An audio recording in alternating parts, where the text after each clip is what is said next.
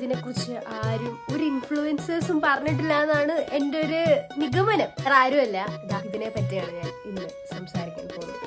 കാരണം വേറൊന്നുമല്ല, നമ്മൾ എവിടെയെങ്കിലും പരിപാടിക്ക് ഫുഡ് കഴിക്കാൻ പോകുമ്പോൾ നമ്മൾ ഇങ്ങനെ കണ്ടോ, ഇപ്പൊ തന്നെ നിങ്ങൾക്കൊക്കെ ഇങ്ങനെ ഫീൽ ആയിരിക്കും, ആ ഒരു സാധനം വന്നില്ലേ, അറിയത്തുള്ളൂ അതിന്റെ ബുദ്ധിമുട്ട് എന്താണ്. വൺസ് ഈ ഒച്ചക്കമ്പി നമ്മുടെ കൂടപ്പറപ്പായിട്ട് വന്നു കഴിഞ്ഞാൽ ഇവന്റെ ബുദ്ധിമുട്ടുകൾ എന്താണെന്ന് നിങ്ങൾക്കറിയോ?